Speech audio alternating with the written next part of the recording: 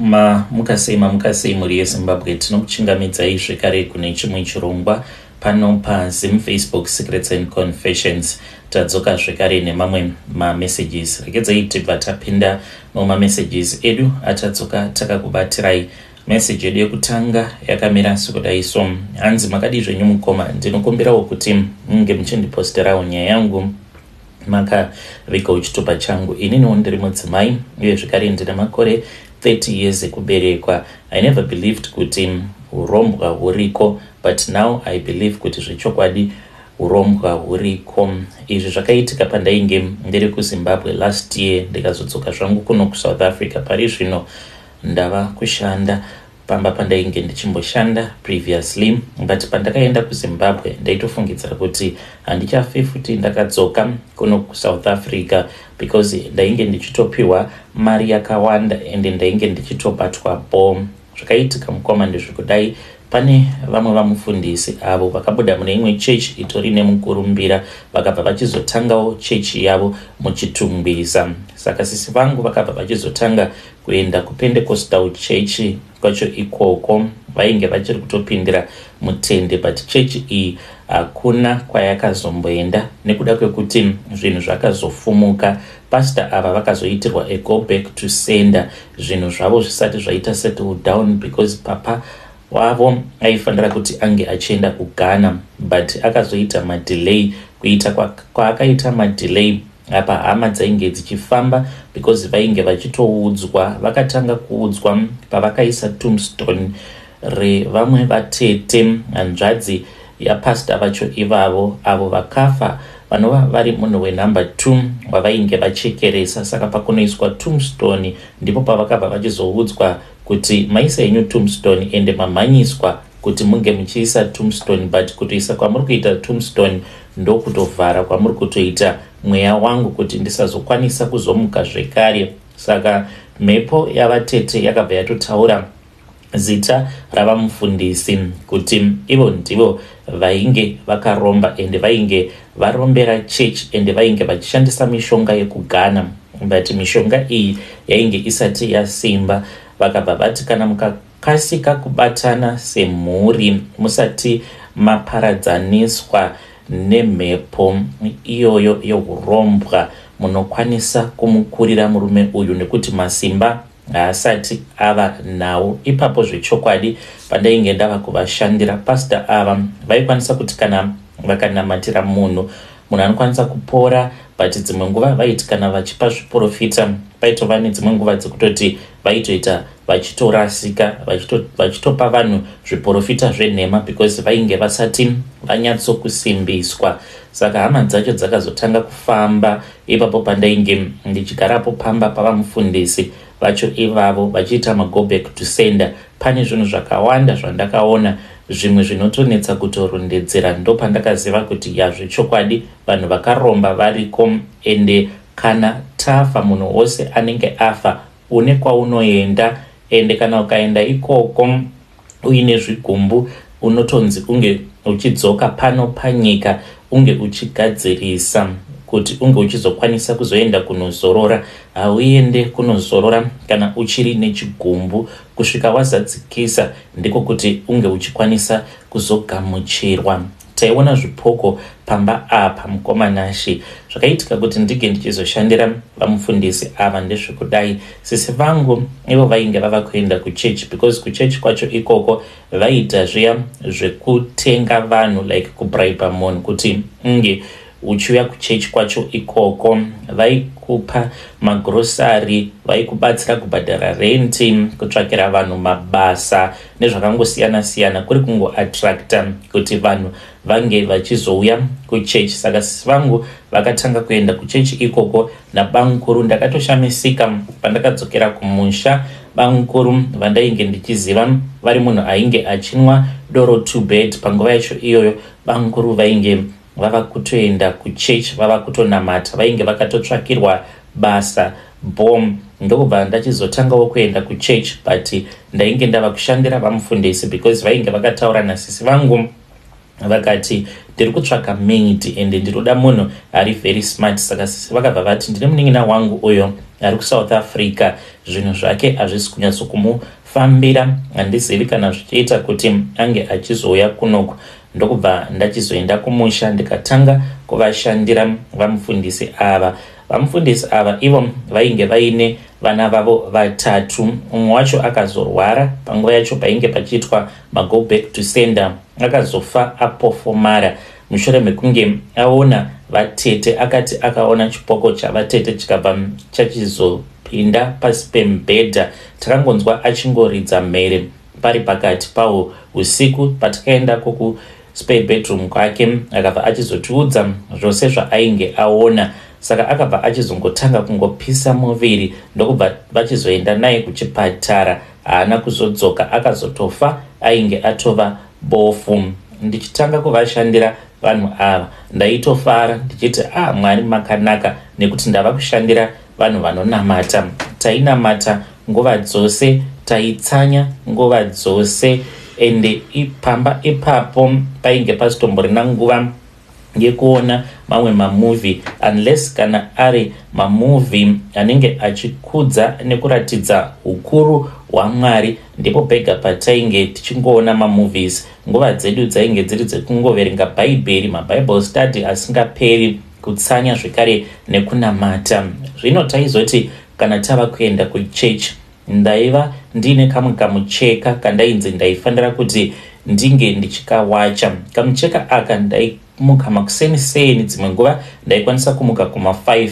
Izvi ndaizviita uri musi weSunday. Ndaiti kana ndamuka ndobva ndawacha kamucheka, ndiko kavainge vachizozvipukuta nako apo pavanenge vava kuprofita zvekare nekunamatira vanhu. Kamucheka aka mukoma kainge kasiri handkerchief as such, but vainge vakangoita sekunge vainge vakangocheka mucheka uya seunoshandiswa nevanhu vanoenda kumasowe, vakabva vangogadzira kakaita kahandkerchief.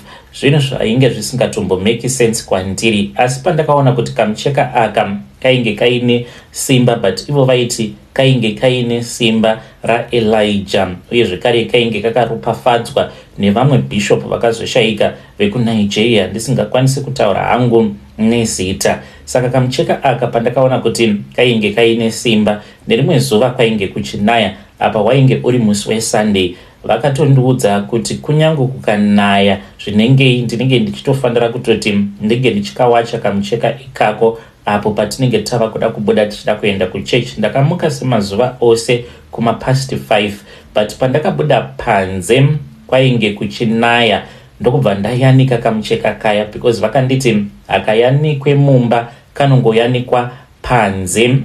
Ndakazoti apo patainge tava kuda kuenda kuchechi, it was somewhere kuma9, but mvura yainge ichiri kupfuna. Kwamanashe ndakashamisika pandakaenda kunotora kamucheka kaya, kainge kakaoma, but kunze kwainge kwatombonaya ende kwainge kuchiri kupfuna. Apa kainge kachidziya kamucheka ikako. Pandakaenda kunoyanika kamucheka ikako, ndainzwa sekunge painge paine munhu ainge achinditevera, because kwainge kuchiri kwakasviba sezvo kwainge kuchinaya. Ndakatonzwa kuti painge paine munhu ainge achifamba ari kumashure kwangu, ndichitonzwa munhu iyeye achitoridza mutsindo. Ndakafungidzira kuti zvimwe kuda dzainge dziri imbwa. Ndakangoyanika ndikamhanya ndikadzokera mumba. Kunyange pandakadzokera mumba ndakavhunduka, because ndakabva ndaona vamufundisi vainge vakamira mukitchen, vakabva vati ko uri kutizei, vaita sekunge vainge vakandidongorera. Ndikavaudza, vakabva vandibata pahoma, vakati ndakunamatira, zvose zvanga zvichida kukuataka spiritually hazvisisina simba. Ndakaenda ndikanorara, ndikangoti kubva ipapo pandakaenda kuspare bedroom yandainge ndichishandisa ndichiti ndava kurara ndinge ndichimbozorora kwemaminitsi mashoma. Handizivi kuti ndakabatwa nemadzikirira kangani. Ndichibatwa nemadzikirira kudaro, ndainge ndichivaona vamufundisi vainge vachiuya kwandiri, vaiti pavanouya kwandiri vobva vatanga kundikumbira bonde vachiti ndoda kuti tinge tichirara tose. Ndaibva ndaramba ndichiti hazviite kuti ndige ndichirara nemi nekuda kwekuti mune mukadzi wenyu. Vaiti vainge vachida kufadza chikwambo chavo ndokubva ndachizobvuma. Mangwana acho makuseni amai mufundisi vakauya muspare bedroom mandainge ndakarara, because ipapo ndakazotomuka late.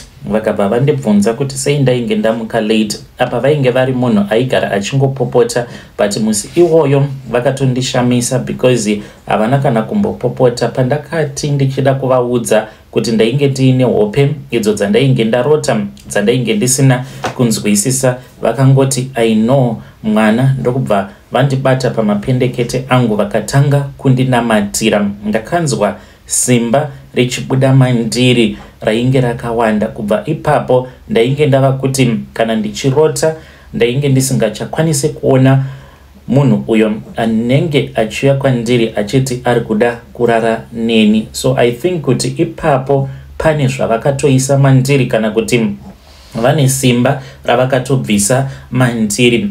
Saka takazoenda kuchechi zvedu musi iwoyo vakaita mashura nezviratidzo, vaiti vachinamata, vaiti kana vakafuridza vanhu vose vaipera kudonha avo vavanenge vachinamatira. Chechi iyi yakatanga kukura kuzosvika vatete vacho vachizoshaika. Vatete vacho vakatombouya popamba ipapo pavamufundisi vachipopota. Pavakangosvika ndakabva ndanzi ndaifanira kuti ndinge ndichibuda panze, ndinge ndichimboita mamwe mabasa ndiri panze, asi ndakatovanzwa ivo vatete vavamufundisi vachipopota, ende vaitotaura mamwe mazita ekuti kana ndikakuudzai mose munorohwa neshock of your life, because vaitoti uri kuda kuenzana name hidden, iwe uri kuda kuzviita kunge munhu ane masimba, but muri kupota muchienda muchinotora mishonga kuGhana. Ini mishonga yamunotora kuGhana handina kana basa nayo, asi pekuzoti muri kuda kundishandisa, kushandisa upenyu hwangu kuti unge uchizoita mbiri nemukurumbira, kuti iwewe nemhuri yako munge muchizodya muchiguta. Uri kumbofungirawo vana vangu here kuti kana ukandiita sacrifice yako, kana ndikafa vana vangu vachazosara vachitambudzika. Manje ini kana ukangondiuraya handisi kuzozorora, ndicharamba ndichingodzoka ende ndichangoramba ndichingouya kuzokunetsa chete, ende uchaona kuti chechi yako iyoyo yauri kufungidzira kuti ichaita mukurumbira uchawana vanhu vakawanda, hauna vanhu vauchazoita. Uchaivhara chechi iyoyo ende uchafa uri murombo wekupedzisira. Dai watsvaka umwe munhu wekuchekeresa, kwete ini hausi kuzondichekeresa, ende kana ukangondiuraya hausi kuzowana zororo. Vatete ava vakazobuda vakaenda zvavo, but ndainge ndatobata nyaya yacho. Vatete ava vakazofa a week later mushure mekunge vauya popamba pavamufundisi vachipopota. Saka taifanira kuti tinge tichienda kurufu, but tiri munzira tichitoendako kumusha kwavo vamufundisi. Ndipo apo pavakafonerwa vakabva vaudzwa kuti vainge vakatomirirwa nevehukama vainge vachida kuzovatema nematemo, ndokubva vatorova U10 tikadzoka kuHarare. Vatete vakazovigwa, takazoenda kumusha kwavo vachingonoona apo painge pakavigwa hanzvadzi yavo. Ndipo pavakabva vachizotenga tombstone vakabva vaita sekunge vainge vava kuwirirana nehama dzavo. Ndipo pakazobuda mhepo yavatete vacho yainge yava kutaura ichiti makapusa, munganyengererwa nedombo risina kana basa, iye munhu akandibvutira upenyu hwangu. Manje mose muchapera kufa, ende ndichakumukirai mose kana mukasafambira nyaya dzangu. Vanhu ndipo pavakazotanga kufamba, ende vaitoudzwa nemhepo yavatete vacho ichitovaudza kuti endai kun'anga inonzi Ningi, endai kuna Ningi. Vamwe vacho vanotobuda pamaYouTube vaitoenda, ende ndaitova ndine imwe hama yavo vamufundisi avo vaitopota vachitondiudza kuti taenda kun'anga kwasekuru Ningi ende taudzwa zvakati nezvakati nezvakati. By the time pandakazobvapo pamba apa pavamufundisi, it was just too much. Ini ndainge ndava kusazvikwanisa. Hongu mari ndaipiwa mari yakanaka, because ndaipiwa $200 ndichitoona kutoti imari itori ball semunhu ari kurarama ari munyika yake. Ndakazoudza sisi handizivi kuti ivo vainge vakashandisirwa mishonga here kana kuti, but I think kuti ava vanhu vanenge vaine machurches avo vanenge vanotanga vabata pfungwa dzevanhu vanenge vachivafollowa, nekuti tsitsi vangu apo pandakavaudza kuti kumba hakusi kugarika, apa ndichireva kumba kwavamufundisi, ndichiti tiri kungogara tichiona zvipoko each and every day. Plus chandava kusafarira ndechekuti vari kupota vachindimanikidza kuti ndige ndichienda navo nemhuri yavo kun'anga. Ini handisati ndakamboenda kun'anga, ndainge ndisati ndakamboenda kun'anga. Saka zvekuzoti ndava kushandira mufundisi iyeye obva adzoka obva atanga kundimanikidza kuti ndige ndichienda kun'anga, zvinhu zvakadaro ndainge ndisingakwanise kuzvigamuchira. Ndipo pandakaona kutoti sisi vangu, she was now part of a cult, because ivo sisi vakatotanga kutoblama inini vachitoti nekuda kwekuti mumusha medu mainge muine mweya wenhamo ndiwo wainge wava kukonzeresa matambudziko ose awo vamufundisi vainge vava kusangana nawo. Saka ndaitofanira kutoti ndinge ndichitevedzera zvose izvo zvavainge vachida kuti ndinge ndichizoita. Mukomana ndakashamisika sisi vangu vachindiudza kuti I was supposed to follow zvose zvadainge ndichinzi navamufundisi ndinge ndichizotevedzera. Kana musi watakatanga kuenda kun'anga havana kutondibudira pachena kuti tiri kuenda kumba kwen'anga, vakangonditi pinda mumotikari because mwana wavo umwe wacho ainge achirwara achiita sekunge ari kurohwa nezvinhu. Saka zvaityisa ndokubva ndangopindawo mumotikari. Mushure mekunge ndapinda mumotikari takabva tachizoenda ndichitofungidzira kuti titoenda kumba kwevamwe pastor, but ndakazoshamisika kuti tainge tatosvika pamba pen'anga. Ndikabva ndanzi ndinge ndichigezesa mwana uya, ndo zvandisina kukwanisa kugamuchira kuti vakandigezesa mwana iyeye nebute, uye zvekare ndine ropa randakabatiswa. Ropa iri mukoma rainge rakaiswa mudehenya remunhu, but dehenya iri remunhu rainge rakatsemurwa, chainge chingori chipisi, mainge makaiswa ropa randisingazivi kuti ropa iroro randakabatiswa rainge riri ropa rembudzi here sezvakataurwa nen'anga, kana kuti rainge ritori ropa remunhu ainge akatourawa. Ndikabva ndanzi mwana iye ndinge ndichimugezesa neropa, but ivo vamufundisi nemudzimai wavo vainge vakatogara. Saka mwana uyu akaiswa mudish mudare imomo, ndokubva ndanzi ndinge ndichimugezesa. Ende izvi zvose ndakazviita ndakashama, ndainge ndakangomonera Zambia chete, zvinova zviri zvinhu zvinondishayisa hope kusvika pari nhasi. Chechi yavamufundisi yakasvika pakuzongofara. Mukoma ini ndainge ndadzoka hangu kuno kuSouth Africa because ndakasvika pakuona kuti vanhu vazhinji ava vamunorumbidza muchiti vana men of God, vazhinji vacho kuti vange vachizosvika palevel ravari pari zvino vashoma, vanoverengeka. Mukoma maprofita chaiwo hongu ariko maprofita, because vamufundisi vaitotaura kuti nhingi nanhingi vaya havana mishonga yavanoshandisa, asi ivo vaitotaura kuti papa wavo ndiye akati anokwanisa kuvabatsira kuti church yavo inge ichizokura. Mushure mekunge vaendako kuma 1-on-1 vachida kubatsirwa kuti vange vachikwanisa kuzoita mukurumbira, ndipo pavakabva vachizoudzwa kuti kune imwe n'anga yekuGhana yaikwanisa kuzovabatsira. People, you need to be very careful. Nyaya yangu yakarebesa mukoma, ndangoti ndinge ndichingokupai part 1 yenyaya yangu.